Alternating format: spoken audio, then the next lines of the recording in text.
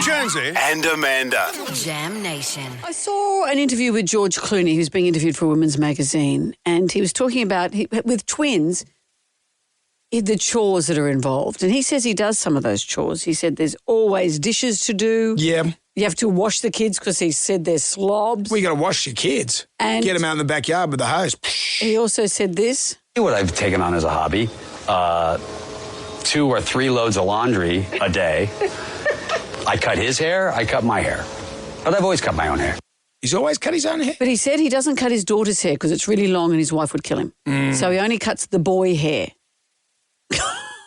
But their kids are about 8 now, I think, aren't they? So George cuts his own hair and cuts his son's hair. At that age, there is a time when you can cut the son's hair. Or daughter's hair at home. Ooh, there was a lot of time. But my daughter, she was always infested with nits. There was a time there I was just going to shave her bald. There were a couple of years there where all we did was wash the nits out. Because you know what? They have all this woke knit treatment these days. In my day, they had a flamethrower. They put Kero in your hair and you never had nits again. But now, it's all environmental. Anyway, that's for another time. I hope it's for another time. All this in my day. That's when I go over to Talkback Radio. Yeah, please, save it for them. Save it for them. But the boys' hair, you get one of those clippers from, the $2 shop. You make it sound very easy. A couple of, during COVID and things like that, I would cut Harley's hair. And I bought one of those clipper things. And then not so long, or maybe a couple of years ago, we went to a party. I said to Harley, I'll give you a haircut.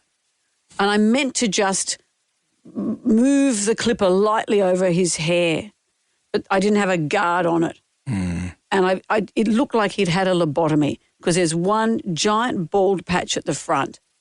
And I texted the kids who had come over and said, don't mention it. He's done a drawing of how he looked for a card he gave me for Christmas. It's just a cartoon of his face, just with one giant bald patch on his head, because that's exactly how it looked. Yeah. I felt terrible. I've seen you throw darts, and you have cut my hair in the past, and you I didn't do a bad job. No, you made a hash of it. I know, but I shouldn't do it with clippers. You're good with the small talk, I'll say that. Yeah. Got any holidays coming up? There's that. Remember when we grew up and everyone had one of those home hair things? Oh. It's part feather cut, part vacuum cleaner, part K-Tel something. The K-Tel Hair Magician. Yeah. Introducing K-Tel's Hair Magician. That was responsible for many children's tears getting to school. Yep. I don't want to go. Yeah, I remember my youngest son, we were over in New Zealand and I had to give him a last-minute haircut because we were going to put him into the little skiwee land where they look after the kids while you go skiing. And then I saw the nets and I went, well, we can't have that. Oh, no. That's what a beanie's So for. I went down to the New Zealand Crazy Clints, which is hard to say when you're over there. Got myself one of those hair shavers. Shaved his head. Shaved him bald. He wasn't happy about it at all. Didn't like it. Tribal I said, drum you're doing it for the family, so we can all go and ski, mate. Tribal drum is beating for tales of the home haircut. Introducing K-Tel's Hair Magician. These days, people spend so much on their school formals and they get their hair and their makeup done. Melanie came over to my place. Your good friend Melanie. My good friend Melanie, to do my hair for my school formal. And she brought along her curling wand, which it had one temperature, and that was scalding. And so she wound it around my hair, and then it got jammed in there and was getting closer and closer to my scalp, the heat. And we're trying to rip it out. I just, it wasn't a good look. So how did it resolve itself? You went along to the formal with that? Yeah, that was my date for the night. I was highly charged. You're only Brad has joined us. Hello, Brad. Morning. What was the haircut? Who was giving what to who? I don't know. It was me. I don't know if Jonesy's been going for this, but as you get older, you start to channel John Howard and your eyebrows start to lose, just get a bit wild. And so I bought some clippers to do it. I'd done one side with a number 2. The phone rang. I got on the phone. I put the clippers down. Unbeknownst to me, the guard had fallen off, so I went to the other one and boom, the other eyebrow's gone. Totally gone off. I didn't even notice. Oh, Brad. Yeah. You got to be careful with that when you're trimming your trunk as well. Oh, okay. Thank you. Thanks, Brad. Sandra's with you. Hello, Sandra. Hi, how are you going? Very well. Tell us about the haircut. Many years ago, my mum used to look after children, and we had this little Dutch family, so 2 little Dutch girls with absolutely gorgeous long blonde hair, done in plaits. My sister and I always had short hair. One day, my sister decided she'd play at the hairdressing. She cut off one of the plaits. And when her mother came to pick her up, my mum said, I have some good news and I have some bad news.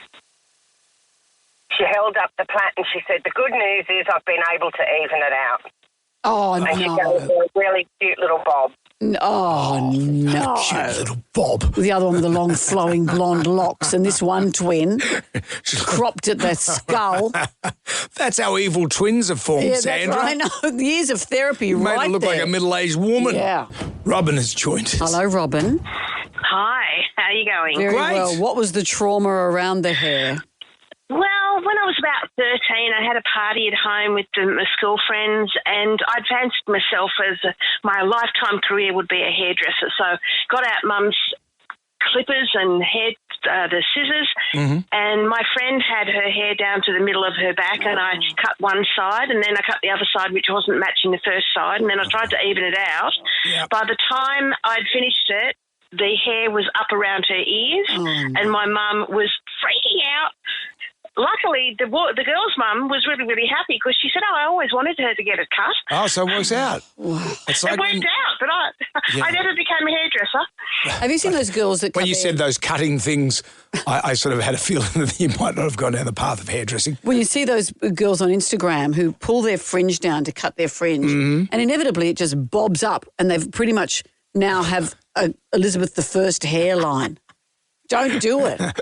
Thank you, Robin. Sarah's with us. Hello, Sarah. Who cut whose hair? Oh, good morning, guys. I can't decide whether I have to tell you about the time it happened to me or when I did it to someone else. So I was in kindergarten, and my mum gave us one of those horrible matching bowl cuts for my sister and I. Sent us to school. I got teased. Everyone's going, you're a boy, you're a boy. So the next day she sends us back with pink ribbons in our hair.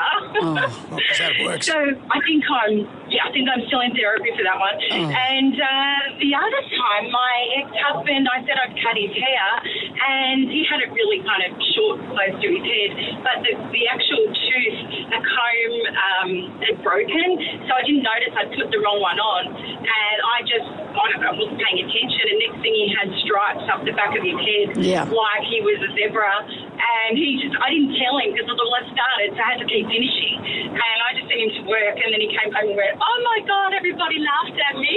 Yeah, and the fact is your ex-husband Yeah, probably Sarah a bit of a speaks giveaway. volumes there. Yeah. Well, thank you for all your calls.